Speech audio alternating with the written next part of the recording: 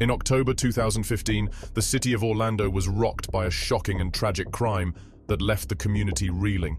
Sasha Samsudean, a vibrant 27-year-old with a promising future, was discovered brutally murdered in her apartment. What began as a carefree night out with friends spiraled into a nightmare, leaving her loved ones devastated and desperate for answers. Sasha was celebrated for her infectious smile, generous spirit, and unwavering zest for life. A dedicated young professional with a heart for helping others, her radiant presence could brighten any room. However, beneath the facade of her seemingly perfect evening lay a harrowing encounter that would culminate in a senseless act of violence. As detectives diligently worked to unravel the events of Sasha's final hours, a disturbing narrative of betrayal and brutality emerged. Her case not only propelled her family and friends into a passionate quest for justice, but also underscored the critical importance of safety and vigilance in our daily lives. Sasha's story is a powerful reminder of the fragility of life and the urgent need to protect one another in an unpredictable world. Sasha Samsudean, born on July 4, 1988 in New York to her loving parents Tara and Ken Samsudean, grew up surrounded by warmth and laughter in Orlando, Florida. From an early age, she radiated a charm that made her beloved by everyone who crossed her path. Described as kind-hearted and full of life, Sasha had an extraordinary ability to connect with people, earning her admiration from friends, neighbors, and family alike. After graduating from the University of Florida, she channeled her vibrant personality and sharp intellect into a career at 407apartments.com, a real estate company specializing in Orlando apartment rentals. Known affectionately as the Cupid of apartment hunting, Sasha's profile within the company remains a glowing tribute to her dedication, humor, and unparalleled expertise in helping others find their perfect homes. In 2015, Sasha Samsudean made her home at Uptown Place Condominiums, a modern complex in the heart of Orlando's bustling downtown entertainment district. With 24/7 security cameras and digital key codes for every unit, it seemed like a haven. But even these safeguards couldn't protect her from the danger that lurked within. On the evening of October 16, 2015, 27-year-old Sasha, known for her vibrant social life, began her night filled with excitement and laughter. After attending a soccer game with friends, she headed to one of her favorite Orlando clubs to enjoy the lively atmosphere. Tragically, what began as a carefree evening would take a sinister turn as she unknowingly crossed paths with a predator hiding behind the trust of a uniform. Sasha's final evening began with celebration, laughter, and good company as she cheered on her favorite team's victory. After dinner, dancing, and perhaps one too many drinks, the 27-year-old social media manager for a leading real estate agency said her goodbyes around 12:30 a.m. and set out for home. The walk to her condo should have taken only 10 minutes, but Sasha's tipsy state made the journey more challenging. As she navigated the dimly lit streets, two young women noticed the striking brunette struggling to keep her balance. Concerned for her safety, they approached and asked if she'd like to share an Uber.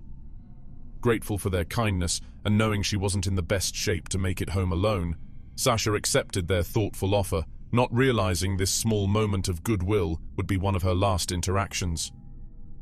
As the trio waited for the Uber, Sasha's light-hearted demeanor shone through despite her tipsy state, engaging her teenage companions in friendly chatter. Once the car arrived, she directed the driver to the upscale Uptown Place apartments, confidently announcing that it was her home. When they reached the building, Sasha asked to be dropped off, thanking her companions for their help.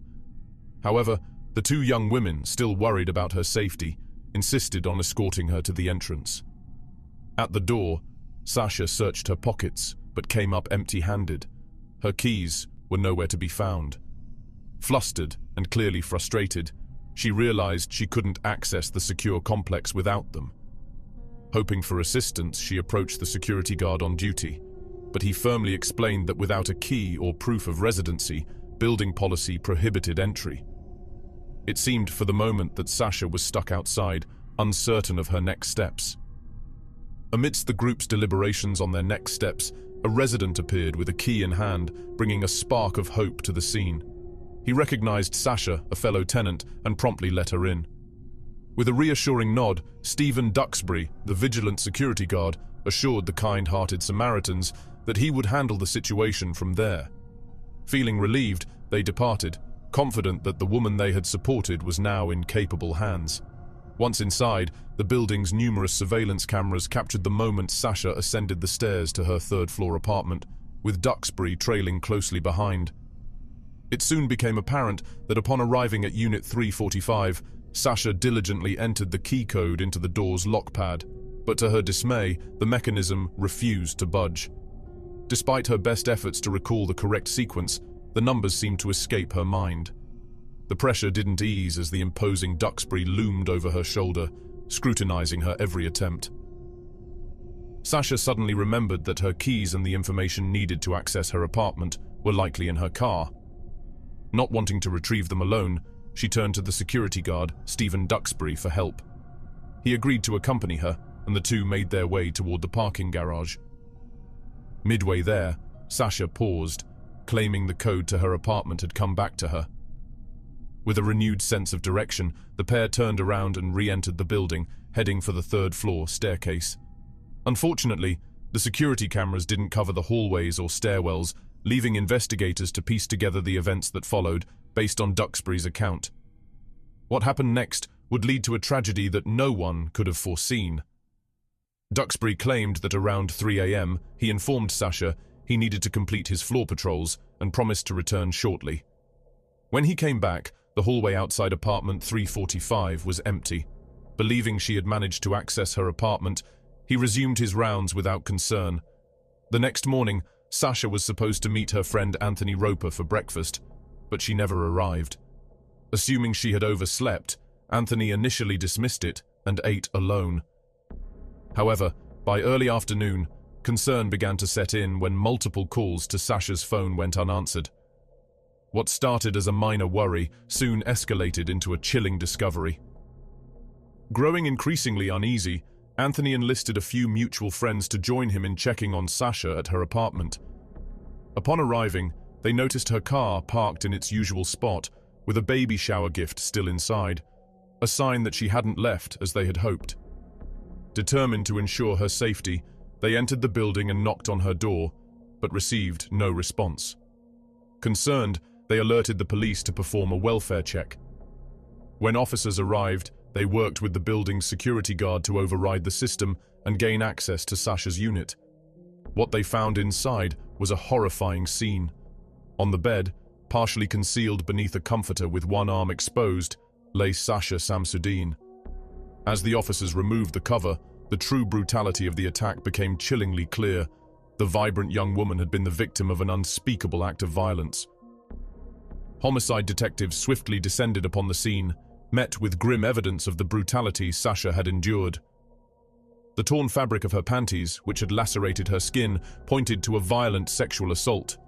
Bruises on her face and neck bore witness to a merciless beating, and the unmistakable signs of strangulation revealed her tragic end. Defensive wounds on her hands and arms told the story of her fierce struggle to survive. The medical examiner would later confirm that the pressure applied to her throat had been so intense it fractured her larynx. Adding to the horror, the apartment was saturated with the stinging scent of chemicals, and the open cabinet of cleaning supplies made it clear the killer had attempted to erase his crimes. From the scrubbed-down surfaces to the victim's own body, every effort had been made to obliterate evidence, but the scene remained a chilling testament to the violence Sasha had suffered. Despite his efforts to erase all traces of his presence, the killer had made critical mistakes. A discarded condom wrapper lay on the bedroom floor, a glaring oversight in his attempt at meticulous cleanup. Even more telling, he had used the toilet but neglected to put the seat down, leaving behind 2 unidentified fingerprints underneath it. Investigators also uncovered foreign DNA on Sasha's body, evidence the cleaning agents failed to erase. While Sasha's cell phone was missing, detectives located her synced iPad, which revealed a significant clue. Among her recent activity was a brief message sent at 5:12 a.m. on Saturday, October 17th, to her on-again, off-again boyfriend. The text contained just one word: Ben.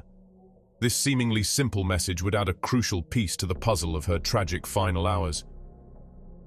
In their quest for answers, the group reached out to neighboring tenants, hoping to uncover any unusual happenings. One particular man, who had been doing laundry in the dead of night, revealed that he had seen Duxbury trailing Sasha through the hallways.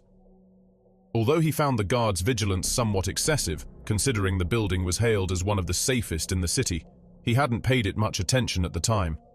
When detectives delved into the CCTV footage from the previous evening, a clearer picture began to emerge. The timestamp revealed that Sasha had entered the building at 1:46 a.m. Despite appearing a bit intoxicated, she maintained her balance as she navigated through the entrance. However, the most striking detail was the security guard's presence, as he followed her closely in nearly every frame captured thereafter. With this evidence in hand, the detectives realized it was imperative to bring Duxbury in for questioning. Another puzzling detail emerged from the security footage. At 6:36 a.m., over half an hour after his shift had officially ended, Duxbury was captured on camera carrying 2 white drawstring trash bags to the parking garage. Investigators couldn't ignore the striking similarity between these bags and those found in an open box in Sasha's apartment. A review of previous footage from his shifts revealed that he had never taken out trash for any resident before that night. This raised a chilling question. Was Duxbury simply an overly diligent security guard, or was he a predator desperately trying to conceal evidence of his crime? Detectives couldn't shake the feeling that his actions were far more sinister than they first appeared. Just hours after the shocking discovery of the body, Duxbury, who had joined the security team just 5 months prior in May 2015, found himself seated with investigators. When they pressed him for a timeline of his interactions with Sasha, he began recounting the events of that fateful night. He detailed how he had initially turned her away from the building for failing to present a valid ID, only to later abandon her when his duties called him elsewhere. In a surprising twist, Duxbury mentioned that he had spotted Sasha, or someone who closely resembled her, in the hallway later that morning, accompanied by a fair-haired Caucasian male dressed in a polo shirt and casual pants. This detail seemed crucial, prompting detectives to scour the surveillance footage for any signs of the pair. However, as they reviewed the recordings, they found no evidence of anyone matching Duxbury's description entering or exiting the building. Under the guise of clearing his name, detectives asked Duxbury to undergo a polygraph test, and he readily agreed, insisting he had nothing to hide. However, the results were damning. Every single question related to Sasha's sexual assault and murder indicated deception. It was a devastating failure for him. As investigators reviewed the results, their attention was drawn to fresh abrasions on Duxbury's arms, which seemed suspiciously like bite and scratch marks. The marks were photographed and added to his file, only deepening the suspicions that were rapidly growing against him. When portions of the security footage were made public, the 2 girls who had shared a ride with Sasha that night stepped forward, corroborating Duxbury's account. Although many details of his story were still under scrutiny, detectives now knew he was blending truth with lies. While they lacked the evidence to charge him immediately, they were certain it was only a matter of time before they would. To eliminate other possible suspects, investigators interviewed Sasha's former boyfriends, including Ben, who had attempted to reach her after the early morning text, only to be met with voicemail. Determined to assist in any way they could, Sasha's past and present boyfriends all willingly provided DNA samples. As none of their DNA matched that of the killer, they were gradually ruled out as suspects. Even the tenant who had helped Sasha into the building the night of her death was tested and cleared. Then, 3 days after Sasha's body was discovered, the breakthrough detectives had been waiting for arrived. Fingerprints found on the toilet seat and Sasha's chest were positively matched to Stephen Duxbury. With the evidence against him growing stronger, he was called back in for another round of questioning. Detectives, careful not to reveal their hand, casually asked Duxbury if he had ever been inside Sasha's apartment for any reason. Unaware that his DNA had already been found at the crime scene, he firmly denied knowing her and claimed he had never been inside her residence. Although the detectives could tell he was lying, they held off on confronting him, waiting until they had enough evidence for a solid case. With calm professionalism, they informed Duxbury that he was free to leave. However, in their minds, they knew it wouldn't be long before his freedom would come to an end. Exactly 1 week after Sasha's brutal murder, detectives executed a search warrant on Duxbury's home and cell phone. Though he had attempted to cover his tracks by resetting the device to factory settings, forensic experts managed to recover the erased data. What they found revealed a chilling glimpse into the mind of a predator. Among his search history was a query from 5 a.m. about how to bypass a quickset digital lock, exactly like the one on Sasha's front door. Adding a disturbing layer to the timeline, just 12 minutes later, Sasha had sent a half-finished text message attempting to contact her boyfriend, but never completing the thought before the violence overtook her. On October 30th, 2015, Stephen Duxbury, the very security guard entrusted with the safety of the Uptown Place apartments, was arrested and charged with the horrifying crimes of burglary, sexual assault, and first-degree murder. It would be 2 long years before his trial began in November 2017, filled with delays, legal hearings, and jury selection. When the trial finally commenced, one of the key witnesses called by the prosecution was medical examiner Dr. Gary Utz, who painstakingly described the extent of Sasha's brutal injuries to the court, leaving a powerful impact on the jury. Dr. Gary Utz's testimony left the courtroom in stunned silence as he described the brutal attack on Sasha, revealing that she had been sexually assaulted, viciously beaten, and strangled to death. His examination also uncovered disturbing marks on her inner thighs, consistent with the type of belts worn by security guards and utility workers, an eerie detail that pointed directly to Duxbury's uniform. Despite the lack of witnesses from the defense, they attempted to spin an absurd narrative, suggesting that someone else had murdered Sasha after a consensual encounter with Duxbury. The implausibility of this claim was glaring, especially considering Duxbury's repeated denials of ever entering her apartment. In a chilling attempt to discredit the victim, the defense suggested that Sasha's tragic end came from an encounter with one of her boyfriends after a supposed rough sex session, following her consensual meeting with Duxbury. This tactic, all too common in cases of sexual assault and murder, sought to tarnish Sasha's character at every turn. While the prosecution acknowledged that Sasha had been drinking that evening, they made it clear that this did not excuse her victimization. She was simply a young woman who had paid a steep price for the privilege of living in her apartment, unaware that the very place she considered home would become the scene of her brutal betrayal by someone she trusted. The prosecution argued that Duxbury, a calculated predator, had preyed upon Sasha when he realized she was alone that evening. Using his knowledge of the building's security system, he unlawfully accessed her apartment, where he brutally assaulted and killed her in her bed. Despite the defense's attempts to shift the blame, the overwhelming evidence told a clear and undeniable story. After 7 days of gripping testimony, the case was handed over to the jury on November 21st. They deliberated for just 4 hours before returning a verdict, guilty on all charges. In the end, the jury saw through the defense's attempts to distort the truth, and Duxbury was sentenced to life in prison without the possibility of parole for the horrific sexual assault and murder of Sasha Samsudean. An additional 15 years was added for the burglary charge, ensuring that his crime would not go unpunished.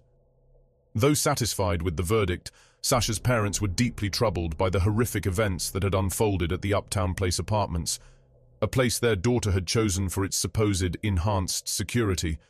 Struggling to come to terms with the series of failures that had ultimately led to Sasha's death, they took action in 2017.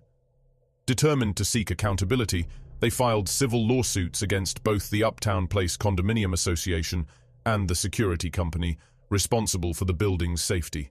In addition, they pursued legal action against the manufacturers of the keypad lock that Duxbury had easily bypassed, hoping to shed light on the vulnerabilities that had contributed to their daughter's tragic fate.